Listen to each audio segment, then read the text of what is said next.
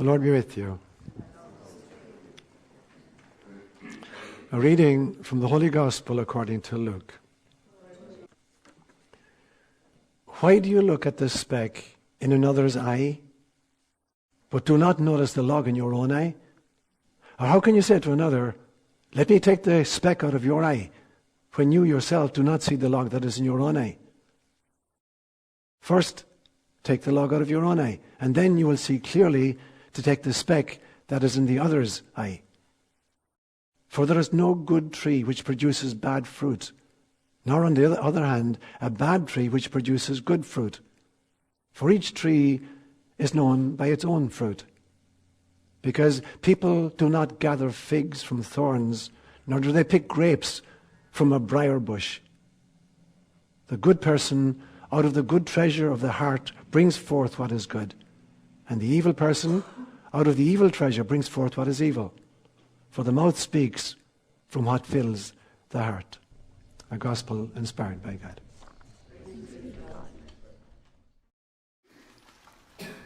This morning's homily is dedicated to Mark Recob. Take your bow, Mark. 2 weeks ago, 2 weeks ago during our extended homily, there was a great question-answer discussion, that followed the homily. And Mark asked a really interesting question. He wanted to know what my feeling was, or my thought was about, the reality of Satan, whether Satan was actually a real person or just some kind of figment of our imagination. And I gave him an answer at the time. And then subsequently, over the week afterwards, I began to really, really think about that question. And I actually wrote a blog on it for Pathos, a magazine. And that's what I want to talk about today. I want to talk about Satan. Is this a made-up thing? Is this a real thing? How do we deal with this idea? And it just basically make 3 main points this morning. I'll talk about Satan as shadow. And then secondly, I'm going to talk about Satan as cosmic service to self. And then I'm going to talk about Satan as the devil's advocate. So there are the 3 points I'll make this morning. So firstly, Satan as shadow. I think the greatest psychologist of the 20th century was Carl Gustav Jung, and he gave us the notion of the collective unconscious and the archetypes of the collective unconscious. And one of the powerful archetypes of the collective unconscious is the notion of the shadow. Now, Carl Jung defined the shadow. He says the shadow is 80% gold. It is 80% unrealized potential. It is the difference between who I am and whom I'm capable of becoming. But it lies in the unconscious and very, very often is untapped. But there's another 20% of the shadow, which is about repressed traumata or really dark gunk. And that's the stuff that gives us a lot of problems. Now, in order to understand the unconscious, somehow we have to bring it to consciousness in some fashion and become aware of it. And one of the primary techniques that we use, and we use it unconsciously, is the notion of projection. We project stuff outside of ourselves in order to see what's inside of ourselves. So I've used this image many times. Suppose you and I go into a movie theater, and there's the big screen up front there. I'm watching the movie, and it's like 40 feet by 30 feet, and there's all these great images. Now, suppose, for instance, it was a movie of a family vacation, and you're showing the rest of us, where you went on vacation, and we're watching it, and we say, oh, there's Cesar over there. Oh, there's Maureen Ryan over there. But of course, Cesar is not up there, or Maureen Ryan is not up there. If we really want to see them, we have to go back up to the projectionist box, and there's a celluloid roll of film, and there's 1 inch by 1 inch photographs on it. And we can say, oh, that's Cesar, or that's Maureen Ryan. But that's not even true. That's just a record of a family vacation that happened elsewhere at a different time.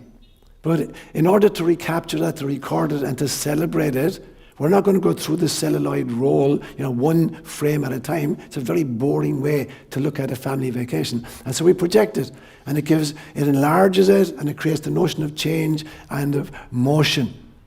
Now, the problem is, if we really think it's happening up there, we're in trouble. And I've shared this story with you. As a small child, growing up in Cork City in Ireland, there was a movie theatre called the Lido. And it was basically a big barn of a building with a whitewashed front wall and wooden benches that we kids sat on. And on Saturday mornings every week, there was a children's matinee. It'd be cowboy movies or Tarzan movies or whatever. And the price of admission was 2 empty milk bottles.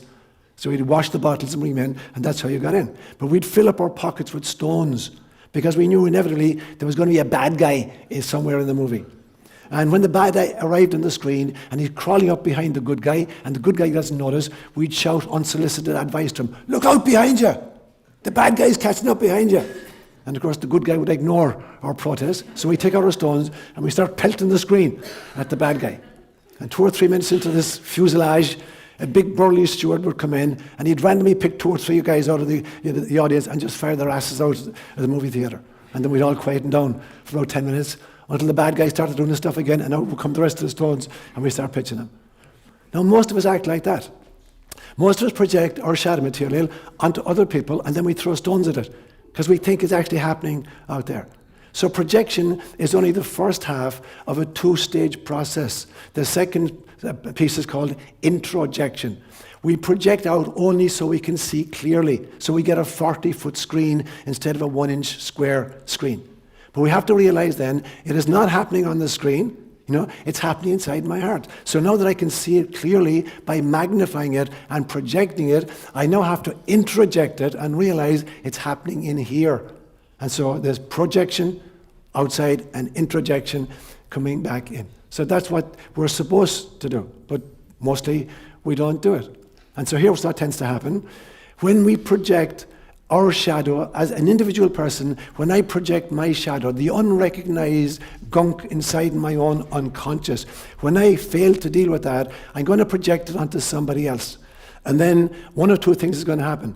Depending on which part of the shadow I'm projecting, if I'm projecting from the 80% of the shadow, which is gold, I'm going to make a hero or a heroine out of the other person. I think they're the greatest ever. Because what I'm really doing is I'm projecting my own unrealized potential on a great tennis player, or a movie star or whatever. So I'm projecting the unrealized potential of myself onto them, and I'm going to make a hero out of them.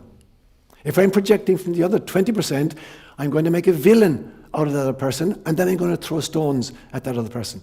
And typically, it'll be a significant person in your life.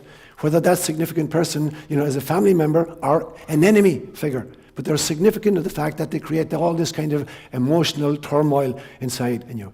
And we project onto those as individual people. But we do that as well as communities. Communities have a shadow as a community. And again, it's 80% gold. It's the unrealized potential of the community qua community. And then there's the 20%, the unrealized gunk of every community. And when the community projects that, it always projects it onto another community. And so what happens is we create all forms of racism or sexism or ageism, or having to do with people's color or religion or whatever. So it creates all kinds of prejudices. Every prejudice is the result of projected material from the unconscious of a community. I remember one of the most disturbing movies I've ever seen was a movie called Mississippi Burning. And you guys see that?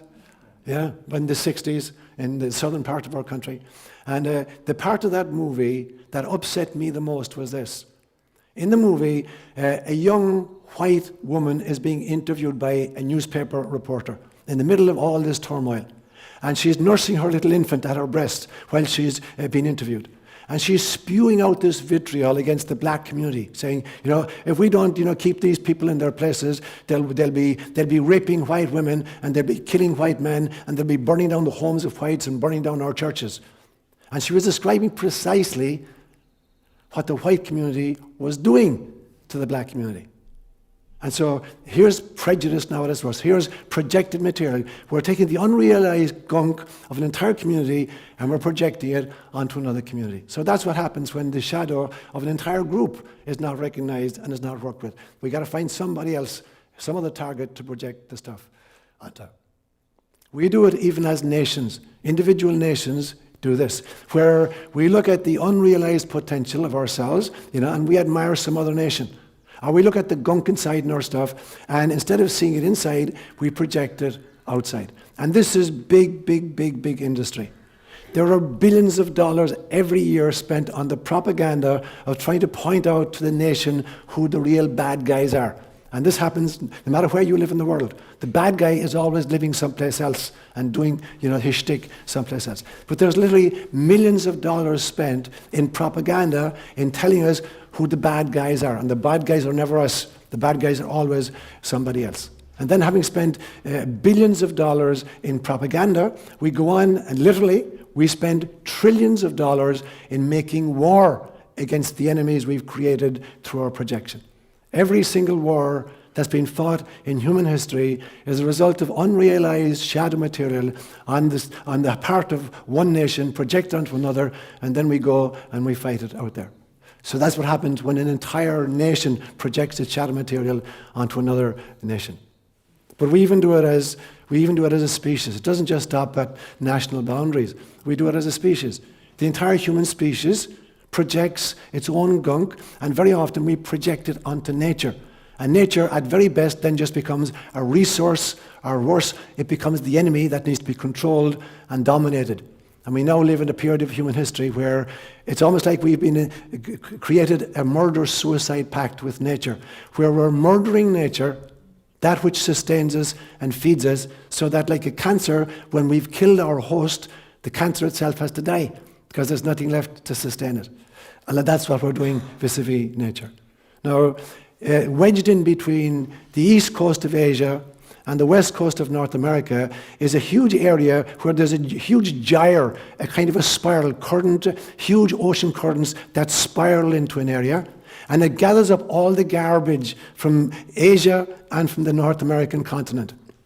And it creates this huge big garbage pile, which has been called the Great Pacific Garbage Patch. Or sometimes it's called the Pacific Refuge Vortex. And literally what happens is 80% of the gunk that's dumped off the coast of the United States and Asia, works its way into this spiral system, is gathered into this area. So it takes about 6 years for gunk that we dump off our coasts, in our sewage systems in North America. It takes about 6 years to work its way into this gyre. If we dump stuff in Asia, it takes less than a year to get there. But we're combining together and creating all this kind of gunk. And basically, it's everything from abandoned fishing nets to Coca-Cola bottles to tiny little microscopic particles that are floating under the surface. And depending how you measure the size of these particles, the size of that huge big garbage pile is either the size of the state of Texas, or if you measure it differently, it is twice the size of the continental USA. So there literally is the garbage of 2 continents, being pooled inside in this gyre, or this gyroscope. Now, what if Satan is the psycho-spiritual equivalent of the Great Pacific Garbage Patch? What if Satan, that one of the notions of Satan is that Satan is actually the unacknowledged gunk of the entire human species, and that he represents literally that psycho-spiritual garbage pool, which is being created by the fact that as a species, we're literally dumping our psychic trash into the ether, and it constellates, it aggregates in this island of refuse, which then becomes, it poisons us. It literally, this patch of plastic is killing tens of millions of life forms in the sea every year. And it works its way up through the food chain, because the initial ones who are eating this gunk are eaten by predators, who are eaten by other predators, and then fished by us. So you go to your fish market and you look at the antiseptic shelves on which the fish are placed, and they're full of the toxins created by this garbage patch in the Pacific. So in other words, it comes back to bite us. So in this instance, Satan then, in some senses, becomes the aggregated, constellated garbage of the entire human species that works its way back up into the psyche and sociologically and psychologically literally bites us in the butt. So that's a first kind of a hit at who Satan might be. Second kind of strike I want to look at is, what if Satan is cosmic service to self? Imagine you were to create a spectrum joining compassion to narcissism. Imagine this big, long spectrum. At one end is compassion, and the other end is narcissism. Compassion is the ability to recognize the God in everything, every person, everything. Narcissism is the belief system that I and only I am divine. Now, most of us as individuals, we're going to land someplace along that spectrum. And in fact, we skip about a little bit. So in some situations, we're nearer the narcissistic end. In some situations, we're nearer the compassion end. We hop around a little bit. But basically, every one of us has a kind of a home base, the place that we typically operate from. And the question becomes then, where in that spectrum does it lie? Another way of looking at this compassion to narcissism is to look at the notion of service to other versus service to the self. So where in that spectrum do I typically land? Is my life about serving other people and loving other people, or is it basically about egoistic greed? Now, that's true not just for us as individuals. Again, it's true for us as communities. Communities, they land someplace on the spectrum, somewhere between service to self and service to others. And nations land somewhere on that spectrum between service to self and service to others. So we as a nation, for instance, we are 4.4% of the world's population, and we use 30% of the world's resources. So where would that put us on a spectrum of service to self versus service to other? Now, every group then, all the ways right up to the human species itself, is landing somewhere along this spectrum.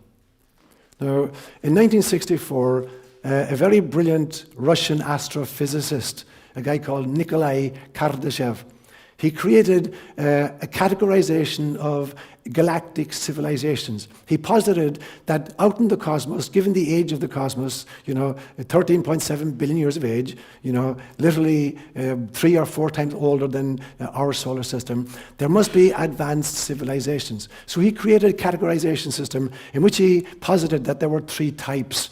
Now that has since been expanded to 5 types. And so the expanded version looks like this. He said, a type 1 civilization would be a civilization in which the people had learned how to harness all of the resources of their entire planet and to do it sustainably. So if, for instance, such a civilization lived on planet Earth, but we're not a type 1, we're a type 0. We haven't reached that place yet. But if such a civilization were to live on planet Earth, they would be able to harvest the wind, the sun, the rain, earthquakes, volcanoes, geysers, so they'd be able to harvest all those energy sources, and utilize those to meet their needs. That would be a type 1 civilization, he said. A type 2 civilization would be a much more advanced group who were able to harvest the entire energies of their solar system, their star, their local star, and all of the planets in attendance on their local star. And they'd be able to harvest all the energies generated by those planetary bodies and by their own personal star and use it sustainably. That would be type 2.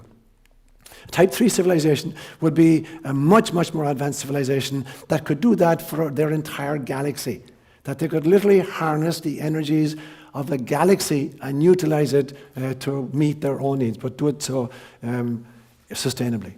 The type 4 then would be a civilization that managed to do that cosmically, that literally for the entire cosmos, a super advanced intelligence would be able to utilize all of the energies of the entire cosmos to meet their needs, but to do it sustainably. And type 5 would be, if you believe in parallel universes or a metaverse, all the universes, it would be a civilization that is so advanced, a godlike civilization that could utilize all of the energies of all of the universes in existence. Now, what if what we call Satan, is one of these typologies? Imagine you were to take those types, there's 5 types, but in each type there might be thousands of civilizations out there. What if you were to position, those civilizations on the same spectrum of service to self or service to other, narcissism to compassion? What if you were to take one of those really, really advanced civilizations and find out where on that spectrum does it lie?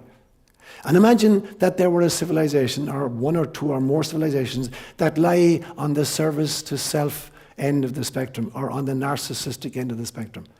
Imagine the difficulties they would create for a much, much less advanced civilization like ours if we had resources that they wanted, or we got in the way, or that we were actually a resource. We ourselves were a resource for them in some fashion. That our psychic energy, our anger, or our depression, or whatever, was actually a psychic resource that they could harvest and use for their own purposes. What if such a civilization existed? Now, what if then, what we call Satan, were a leader of such a type 4 or a type 5 civilization? Would that be accounting, for the way in which we experience evil in our times. That's the second notion, perhaps. And the third notion I want to strike is this. What if Satan is playing the devil's advocate?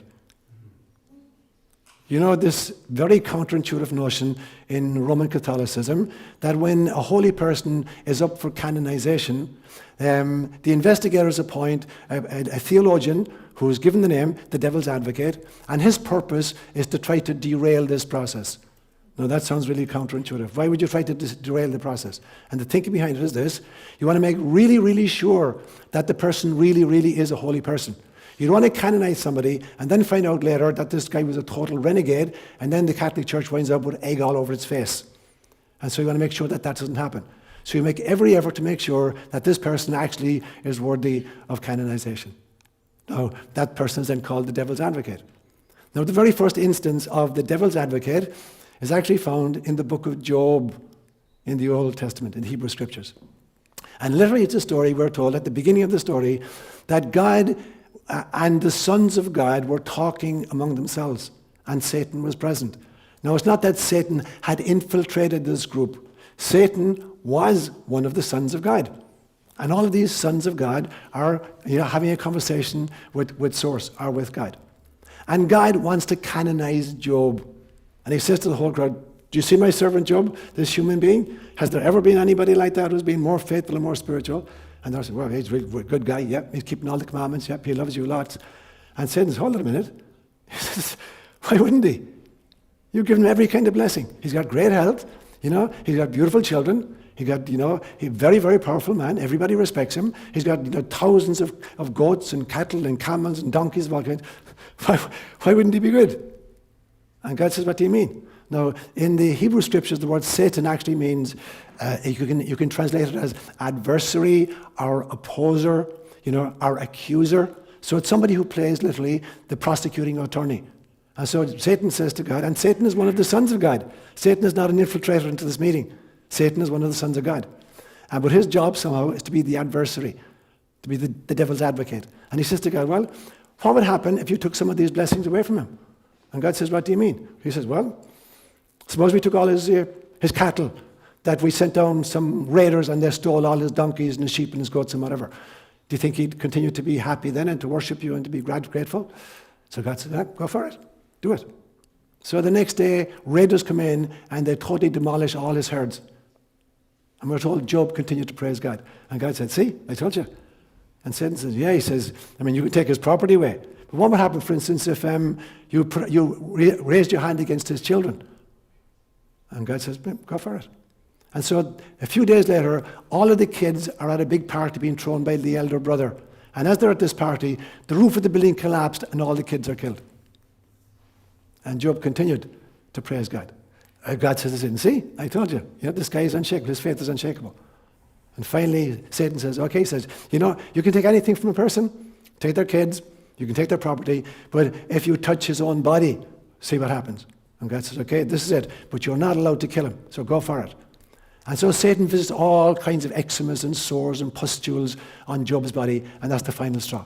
At that stage, Job has had enough. And he starts inveighing mightily against God. And then the book itself is 42 chapters. The middle 39 chapters are philosophical and theological debates between Job and his comforters about how unjust this is and how badly God is treating him. So finally, Job cracks. Now, what if the function of Satan is that he's literally the devil's advocate, and that in actual fact, he's a very necessary part of the journey into enlightenment? That he's the way in which human beings are tested as to, how deeply their spirituality really goes. Whether we only love God when things are easy, or whether in the midst of all our difficulty we hang in there and we're radically and utterly committed to the following of truth and of love. What if that is Satan's function? So now for this week, you've got 3 questions to ask yourself. Which of these models of Satan makes most sense to you? Is he the projected, unrecognized aggregate of all human gunk? Is he, in some senses, the leader of a really advanced civilization, way, way beyond human beings, and we're merely a resource that he wants, that our energies and psychic forces are just energies to feed his group? Or is he, in fact, the devil's advocate who, in some senses, befriends us? And I end with a story that I told last time as well. I remember as a small child, I was living with my grandparents, and my great-grandmother was living with us as well. And every night she'd force us to kneel down to say the rosary. And she'd sit in the chair at the fireside, and all of us be kneeling down in a circle. And we'd all get our decade of the rosary to say. And the rosary itself only took 12 to 15 minutes to say. But then there was a whole bunch of trimmings that were added on. And the trimmings were where each person got the opportunity, it was like the prayers of the faithful, to pray for something important. And so one person would say something like, I want to pray for Michael Murphy, who's just emigrated to England. And England, we know, is full of pagan people. And please protect him from these pagans who live in England. And for God's sake, don't let him wind up marrying a Protestant. That'd be the pits. And somebody else would say something like, God, please protect the rest of our chickens from the fox, because he's after killing 2 of them this last week. So protect the rest of our chickens from the fox. This would be the kind of thing that went on. So one night, and I have no idea what it came out of, I'm 4 years old, and all of a sudden I say, please God, could you forgive the devil and bring him back into heaven? And there's a stunned silence. And my grandmother says, what in God's name are you saying, child? And my great-grandmother, who was her mother, chipped in and she said, Francis, leave the child alone. God knows exactly what he's saying. Now, I have no idea where I came from. I don't know whether I had a cosmic compassion. I was really feeling compassionate even for Satan. I figured out maybe that if we could bring him back into heaven, that Jesus and Mary and St. Joseph could keep an eye on him. And he'd be less danger to the rest of us. I have no idea why I did it, but I did. And so the question I put before us this week then is, think about those 3 as possible options and see which of them or which combination of them makes sense to you.